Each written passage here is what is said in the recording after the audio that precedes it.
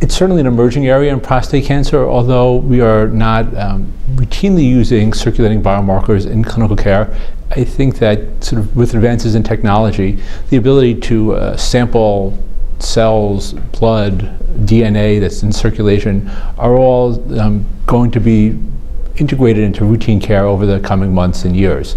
Right now, one of the main questions is when a drug stops working, why does it stop working? Can you figure out, obviously, who's going to benefit and who's not going to benefit?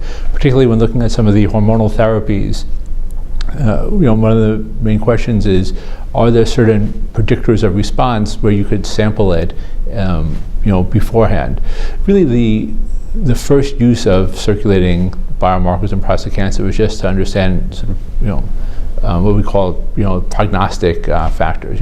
If somebody has a lot of circulating tumor cells, and that seems to be, unfortunately, very, a rather poor prognosis factor. Obviously, we try to give medicines to make that better. Conversely, what's been shown is that if you can then decrease the number of circulating tumor cells that in the circulation, patients who respond well and have a decrease, they seem to do better, and therefore it's sort of an early indicator of having a good response to treatment.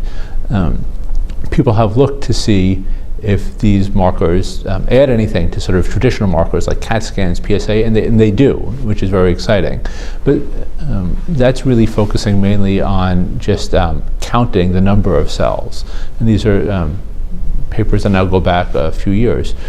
Some of the newer technology is really moving even beyond that and looking at specific characteristics of the DNA in circulation.